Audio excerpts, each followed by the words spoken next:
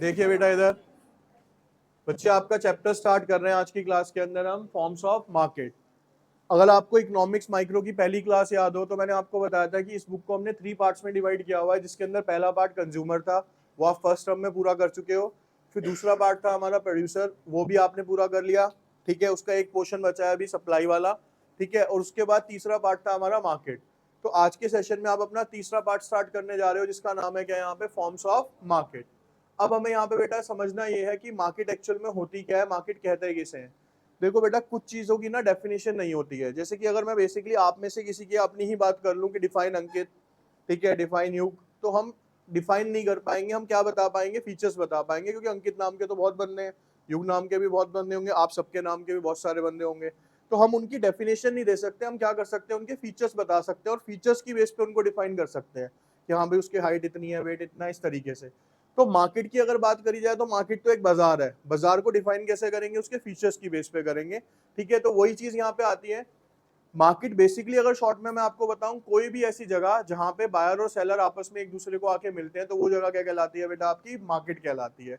तो कहता है it is a place where buyer और sellers of a commodity interact with each other for the sale and purchase of a goods and services. चीजों को खरीदने और बेचने के लिए बायर और सेलर आपस में एक दूसरे से मिलते हैं, उस जगह को क्या बोला जाता है बेटा, यहाँ पे मार्केट के नाम से जाना जाता है।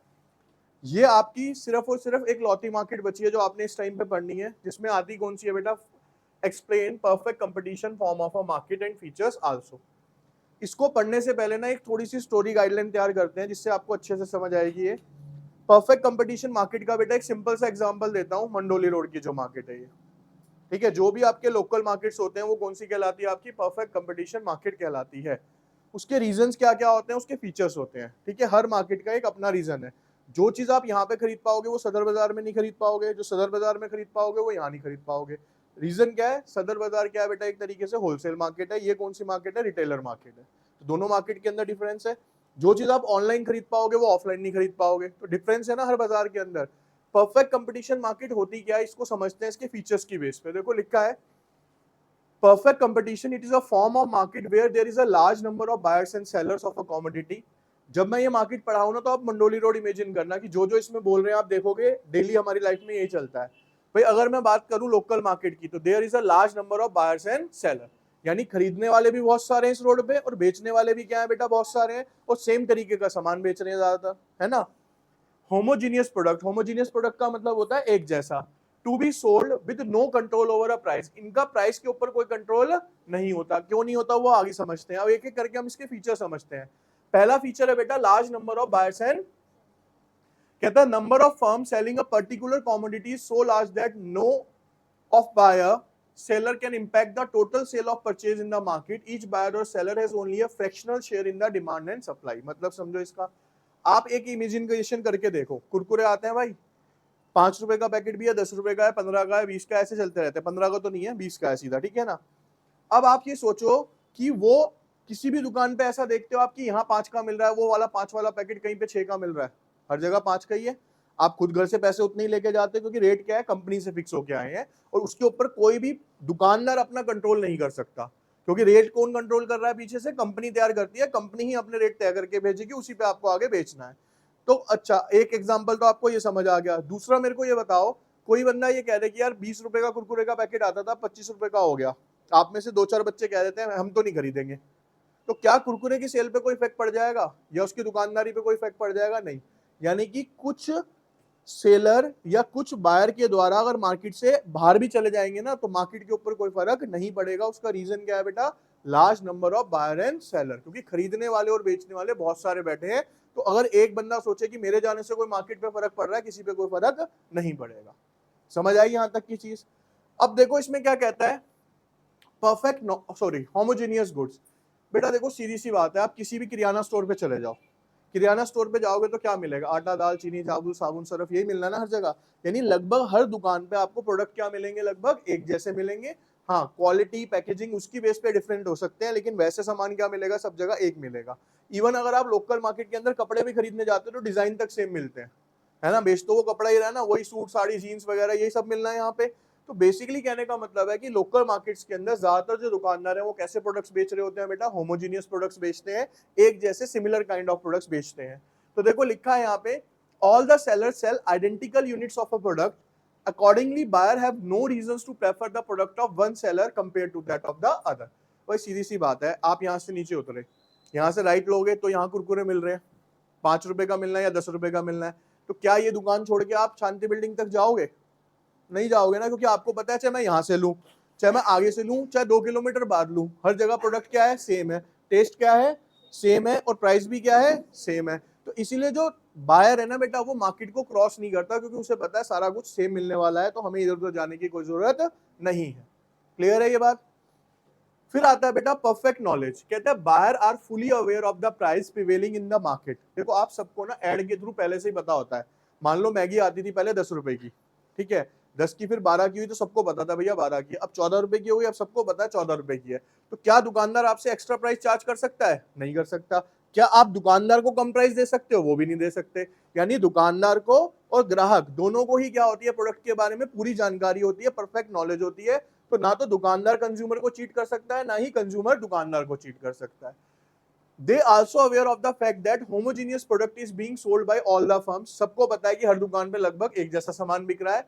Accordingly, uniform price prevail in the market. इसीलिए सब प्राइस कैसे लेके चलते हैं बेटा? सिमिलर लेके चलते हैं, प्राइस में कोई चेंज नहीं आता। फ्री एंट्री और एग्जिट।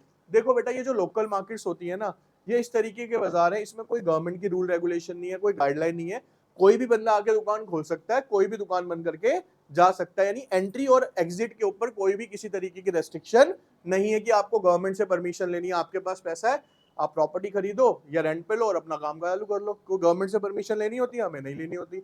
अब मेरा काम नहीं चला, मेरे को दुकान बंद करनी है, तो क्या मेरे को गवर्नमेंट के पास जाना पड़ेगा? नहीं, बंद करूंगा, मैं चला जाऊंगा। यही चीज यहाँ है।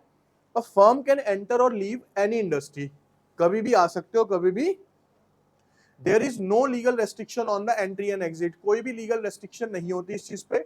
When there are extra normal profit, some new firms will enter the industry, and when there is a extra normal losses, some existing firm will leave the industry. This is possible only in a long run. इसको बहुत ध्यान से सुनना, ये point ना ध्यान से सुनना बेटा। होता क्या है मैं आपको बताऊं, जब कोई नई चीज आती है ना मार्केट में, तो उसकी देखा देखी क्या होता है बेटा, बहुत सारे आते हैं। एक एग्जांपल मैं आपको बताता हूँ शॉर्ट टर्म का। मोमोज खा रहे हो, आज के डेट में लगभग सबके फेवरेट हो चुके हैं ना मोमोज। बेटा हमारे स्कूल टाइम में आए थे, और नत्थू कॉलोनी जाओगे ना, वहाँ डोसे वाला खड़ा होता है, नत्थू कॉलोनी से पहले जहाँ आइसक्रीम वाला है, वहां पे खड़े होते थे। सबसे पहले सरदार जी आए, उन्होंने मोमोज लगाने स्टार्ट हुए। ये लगा लो कि सेल इतनी तगड़ी थी कि लाइन लगती थी वहां पे, क्योंकि एक बेचने वाला कौन था? ठीक है। अब उनकी देखा देखी क्या हुए, 1 2 3 4 5 10 20 50, क्योंकि दिखा भैया इस काम में तो प्रॉफिट बहुत अच्छा आ रहा है, सबको टेस्टी भी लग रहे हैं।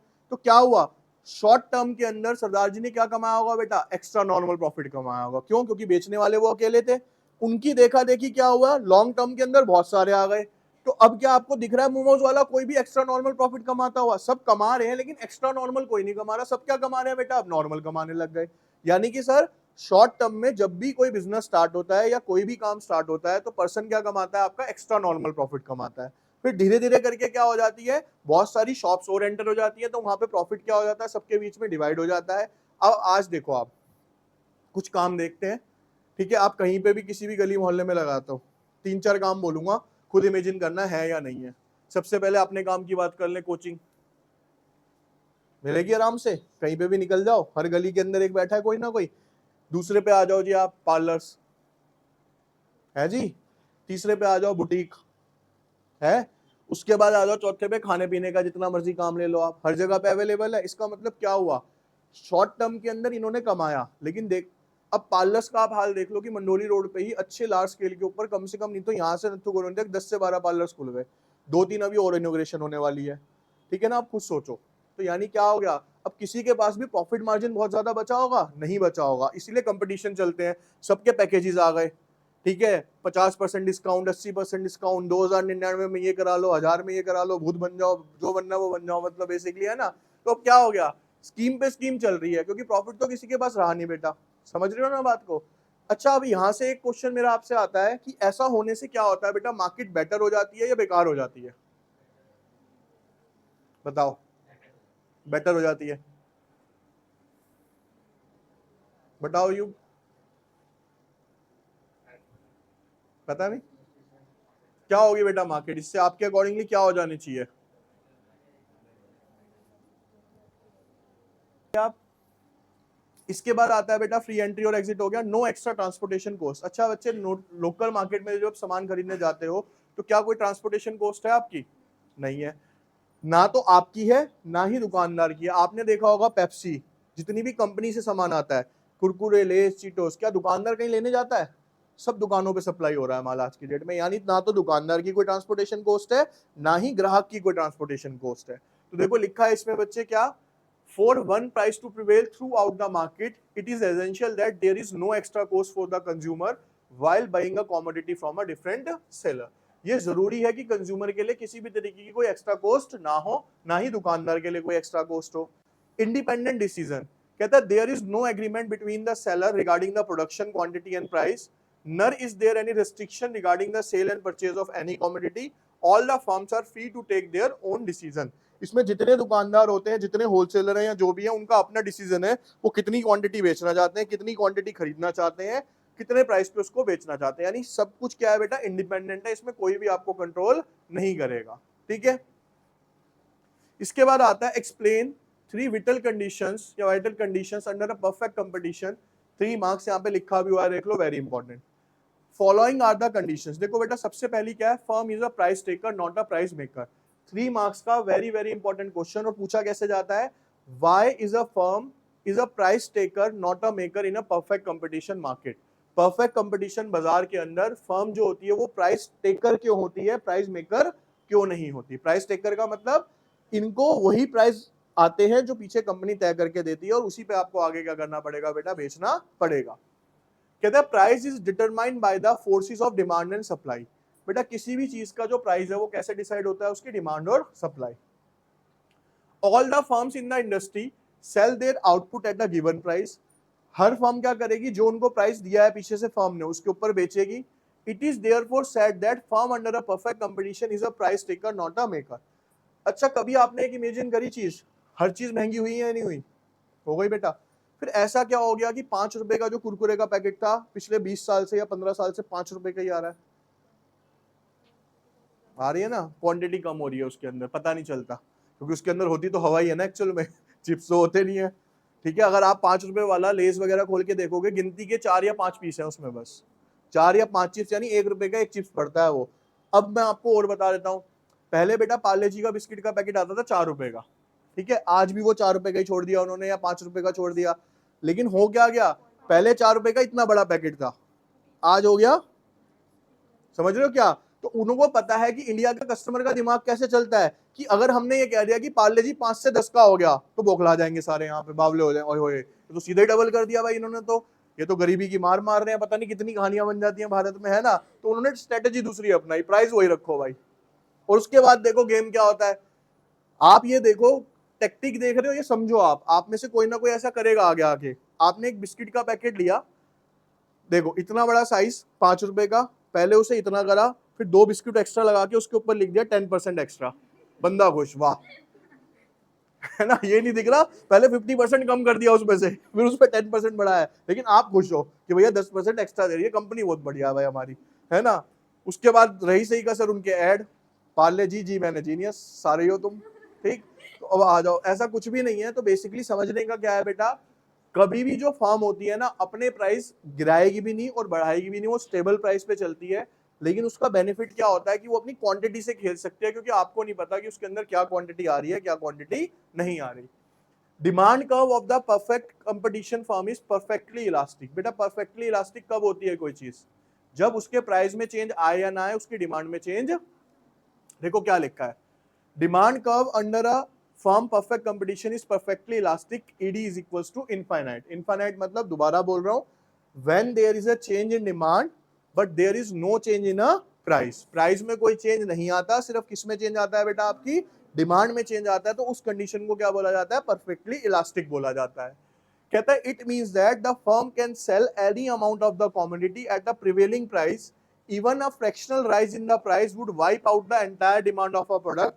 Firm demand curve is indicated by the horizontal line parallel to x-axis. इसको समझो, इस लाइन को बेटा जो मैं पढ़ रहा हूं ना, इसको बहुत ध्यान से समझना, क्या लिखा जो अभी मैं आपसे डिस्कस कर रहा था। देखिए बेटा, यहाँ पे जो लाइन है ना, काफी इंपॉर्टेंट रोल प्ले करेगी इस पूरे टॉपिक का। देखो क्या लिखा है, कहता है it means that the firm can sell any amount of the commodity at a prevailing price. Prevailing price का मतलब होता है जो प्राइस अभी मार्केट में चल रहा है। इवन अ फ्रैक्शनल राइस, फ्रैक्शनल राइस का मतलब अगर 5 रुपए का पैकेट है और अगर गलती से भी वो 6 रुपए का भी कर दिया तो क्या होगा, rise in the price would wipe out the entire demand. Wipe out का मतलब पूरी की पूरी डिमांड खत्म करने की हिम्मत रखता है वो 1 रुपया भी। इसलिए कंपनी क्या करती है, कभी भी प्राइस बढ़ाएगी नहीं, वो क्वांटिटी से गेम खेल लेगी लेकिन प्राइस से गेम, ये होता है बेटा कस्टमर के दिमाग से खेलना, ठीक है ना। उन्हें पता है, देखो आप खुद सोचो, आपको एक बेसिक टास्क बताता हूं, ठीक है। एक थे, उनको तो मरवा ही दिया था प्राइवेट कंपनीज ने, ठीक है। उन्होंने बहुत बड़ा गेम बताया था जब रिलायंस फ्रेश आया था। उन्होंने कहा कि हर चीज 99, फोन 99, सब 99 में ही होता है ना। एक तो 500 सुनते ही लगता है हाय हाय 500 की हो गई, 499 भी 500 ये देखा जाए तो, लेकिन 499 सोच के लगता है 400 की रेंज वाली है। पहला दिमाग खेला उन्होंने। 499 की चीज है, आप 500 का नोट दोगे, आप 1 रुपया नहीं लोगे। आप सब्जी वाले से तो मांग लोगे बहस करके, लेकिन जहां पे आप बड़े बड़े स्टोर्स में जाते हो वहां आप अपनी इमेज, जानता कोई नहीं आपको, पहचानता भी कोई नहीं आपको, यार 1 रुपया मांगूंगा छोटा हो जाऊंगा, छोड़ दो, करते हैं ना ये सब। अब बेटा उसने कैलकुलेशन लगा के बताई थी, जो सर थे उनको मरवाया प्राइवेट कंपनीज ने, क्योंकि वो उनके पीछे ही पड़े हुए थे। उन्होंने बताया कि रिलायंस स्टोर आज से कम 15 साल पुरानी बात बता रहा हूं, सिर्फ ये जो 1-1 रुपए का कलेक्शन था ना, उससे पर डे के 27 करोड़ रुपए कमाता था। भैया ऑल ओवर इंडिया में है, सोच रहे हो, पूरे भारत के अंदर स्टोर्स खुले हुए हैं, कितना क्राउड जाता है पर डे का, तो 27 करोड़ रुपया एक दिन में 1 रुपए से बचता था सिर्फ। अगर यानी वो 27 करोड़ रुपया आ जाए और हम आपस में भी बांट लेना, तुम्हारी पढ़ाई खत्म मेरा पढ़ाना बंद, इतना पैसा सिर्फ 1 रुपए से बचता था उसके पास। तो ये बहुत बड़े बड़े गेम्स होते हैं बेटा, ये जो प्राइस रखे जाते हैं ये स्ट्रेटेजिक प्राइस होते हैं, बड़े सोच समझ के रखे जाते हैं। तो यहाँ पे वही कह रहा है कि कंपनी क्या करेगी, कभी भी अपने प्राइस को नहीं बढ़ाएगी, क्योंकि 1 रुपए बढ़ाने का मतलब है हो सकता है कि मार्केट में से उसकी पूरी डिमांड क्या हो जाए, खत्म हो जाए। अब इसके बाद देखिए यहाँ पे कहता है firm earn only normal profit in the long run, it is owing to the fact that there is a freedom of entry and exit under a perfect competition. कहता है इसके अंदर बेटा जो फर्म होती है हमेशा क्या कमाएगी, एक नॉर्मल प्रॉफिट कमाएगी लॉन्ग रन के अंदर। देखो इसका एग्जांपल समझ लो, जब पार्ले जी आया होगा इसने बहुत प्रॉफिट कमाया, समझ रहे हो क्यों। आपने पीछे ऐड भी देखे होंगे कि जो पार्ले जी के ऊपर गुड़िया बनी थी वो भी 90 ईयर्स की होकर खत्म हो गई, तो सोचो कितना पुराना बिस्किट है वो, है ना, अपने आप में एक एक्सट्रीम बहुत पुराना बिस्किट हो गया। लेकिन तब से लेके अब तक उसने स्टार्टिंग में बहुत प्रॉफिट कमाया, रीजन क्योंकि उसका कंपटीटर कोई नहीं होता था बेटा। ठीक है, आपको एक एग्जांपल देता हूं, सुनना आप ध्यान से सुनना। कुबेर ब्रांड सुना है कभी आपने, कुबेर जिसकी सुपारी आती है, गुटके आते हैं या धूप बत्ती भी आती है, कुबेर, कुबेर एक ब्रांड है, ठीक है। नाम के लिए मैं देखो क्या क्या चीजें बता रहा हूँ, गुटके, सुपारी और ये धूप बत्ती वगैरह। आप सोचोगे सर बस, प्राइवेट जेट है उसके अपने, इतनी बड़ी कई हजार करोड़ की कंपनी है वो सिर्फ इतने सामान से ही। रीजन क्या है, यहाँ पे इंडिया के अंदर कई हजार करोड़ रुपए कमाना इजी क्यों है बेटा, कि क्राउड देखो कितना है, 140 करोड़ लोग हैं। 140 करोड़ लोग में से मैं कहता हूँ 10% निकाल लो, कितने हो जाएंगे, 14 करोड़। 14 करोड़ ने, एग्जाम्पल सुनना मेरा आप, 14 करोड़ ने कुबेर के 10 रुपए के प्रोडक्ट खरीदे रोज के, सुन लिया, उसमें कुबेर का मार्जिन सिर्फ 2 रुपए का था। 14 करोड़ इंटू 2, 28 करोड़ रुपए, यानी कुबेर कंपनी को सिर्फ 2 रुपए रोज के बचा के 28 करोड़ रुपए बचते हैं। महीने के लगा लो, अगर 30 करोड़ के हिसाब से लगाओ, 900 करोड़ रुपए बचता है। 1000 करोड़ रुपए तो सिर्फ 2 रुपए का प्रॉफिट कमा के, तो ऐसा 2 रुपए का होता होगा, सोचो कितने रुपए का प्रॉफिट है भाई, कितना कमाती है कंपनी। क्यों कमाती है, क्योंकि क्राउड बहुत है इंडिया के अंदर, पॉपुलेशन बहुत ज्यादा है, आप बहुत ज्यादा पैसा कमा सकते हो भारत के अंदर, आपके अंदर कैपेसिटी है तो। ठीक है, आप ये देखो बेटा, छोटे छोटे ये जो फ्रेंचाइजीज है ना, ये भी लाखों की टर्नओवर करके बैठी हैं। आपने शार्क टैंक देखा होगा, बिस्किट बेचने वाले 130-40 करोड़ का बिजनेस कर रहा है, और बंदा सोचेगा बिस्किट बेच के। अभी एक उसके अंदर आई थी लेडीज जिन्होंने क्या करा था, अचार का बिजनेस स्टार्ट किया घर बैठ के, उसके बाद उसने 150 लेडीज जोड़ ली, उसका टर्नओवर बताते हैं साल का 170 करोड़ रुपए अचार से। सोच सकते थे कभी, लेकिन भैया पॉपुलेशन इतनी सारी है, 170 करोड़ रुपए कुछ नहीं है। आप अगर जेब से देखोगे ना, इंडिया के अंदर बेटा एक आए थे और उन्होंने बताया, कह रहे इंडिया के अंदर भैया 140 करोड़ लोग हैं, उसमें से हम मान लेते हैं 50% रोज का 1-1 करोड़, 1-1 रुपया दे देते हैं डोनेशन में, 70 करोड़ पे आते हैं भाई। 70 करोड़ का मतलब हो गया 30 से मल्टीप्लाई कर दो, 21,000 करोड़ रुपए के करीब बैठता है डोनेशन सिर्फ एक महीने का, 1 रुपया अगर रोज दे देते हो तो भैया इंडिया है ना, क्यों चल रहा है इंडिया, क्योंकि इंडिया के अंदर पॉपुलेशन क्या है बेटा, बहुत ठीक है, अभी मैं आपको बताता हूँ, सब छोड़ दो, वृंदावन आप तो जाते हो काफी, वृंदावन के बाहर जब एंट्री करते हैं ना बेटा ठाकुर जी के यहाँ, उल्टे हाथ पे एक लेडीज बैठती थी, चप्पलें लेकर रखती थी वो सेवा के लिए, ठीक है, तो उनको लोग क्या करते थे, डोनेशन दे देते थे, ठीक है, आ जाओ या चले जाओ, क्या करना है भाई, ठीक है। ये बताया गया बेटा कि उन्होंने जो वहां पे वो चप्पलें इकट्ठी करती थी, जो उनको डोनेशन आती थी वहां पे, उससे बाके बिहारी के अंदर लगभग पीछे 55 लाख रुपए की डोनेशन करी है, समझ रहे हो। तो यानी कि मैं आपको बताऊं, हमें लगता है कि बैगर एक समाज नहीं है, बैगर एक ग्रुप है बेटा बहुत बड़ा, जो इनके ओनर्स होते हैं ना, जिन्होंने इनको काम पे लगा रखा है, ठीक है, ये ऐसे नहीं होते जो रेड लाइट पे खड़े होते हैं, इनका भी एक गिरोह है, गिरोह के भी क्या है, एक हेड है, उन हेड ने इनको काम पे लगा रखा है। आप ये देखो भाई, एक रेड लाइट पे खड़ा है, आज की डेट में कौन आप में से कौन 1 रुपए का सिक्का देता है, होता ही नहीं जेब में, 5 रुपए से कम तो होता ही नहीं, 2 रुपए 3 रुपए का सिक्का तो भूल ही जाओ, और 5 रुपए भी मैं नॉर्मल बता रहा हूँ, वरना 10 का नोट ही निकलता है आज की डेट में, जो भी दे रहा है वो 5-10 5-10। अगर भैया दिन के अंदर एक रेड लाइट के ऊपर एक बार में 100 गाड़ियां रुकती हैं और उसमें से सिर्फ 2 गाड़ियां भी देती है ना एक बंदे को, आप इमेजिनेशन नहीं कर सकते उसका ही टर्नओवर कितना बड़ा है, समझ लो। तो मार्केट क्या है इंडिया के अंदर, बहुत बड़ी है, आपको प्रोडक्ट लेके आना है तो आप कुछ भी कर सकते हो यहाँ पे, ठीक है। अब आओ, 2 टर्म पढ़े बेटा हमने, एक पढ़ा एक्स्ट्रा नॉर्मल प्रॉफिट और एक पढ़ा हमने एक्स्ट्रा नॉर्मल लॉस। होता क्या है अब ये, कहता है if firm earn extra normal profit, new firms will be inducted, join the industry. कहता है जैसे ही क्या होगा, एक नई फर्म आएगी और वो एक्स्ट्रा नॉर्मल प्रॉफिट कमाना चालू करेगी, इंडिया का तो ये रूल रहा है, काम ऐसा करो कि जब तक सब बंद ना हो जाए, ठीक है ना। एक बंदा काम चालू करता है, उसको देखा देखी क्या करते हैं बेटा, 100 बंदे घुस जाते हैं उसके अंदर, तो प्रॉफिट क्या हो जाता है, सबके बीच में डिवाइड हो जाता है। This increase the market supply and lower the market price to finally wipe out the extra normal profit. वही डिमांड सप्लाई लग गया, देखो इसको ऐसे समझो, यहाँ पे थोड़ा सा ध्यान से सुनना, अब मैं जो बता रहा हूँ, मैंने आपको बताया एक मोमोज वाला एग्जाम्पल, है ना, मैंने बताया सपोज करो एक पर्सन, एक ही बंदा था यहाँ पे बेच रहा था, वो 500 प्लेट बेच रहा है, 10 रुपए लगा लो, कितने की बेच दी, 5,000 रुपए की, उसमें मान के चलते हैं 10% का मार्जिन है, तो वो कितना कमा रहा था बेटा, 500 रुपए कमा रहा था ना।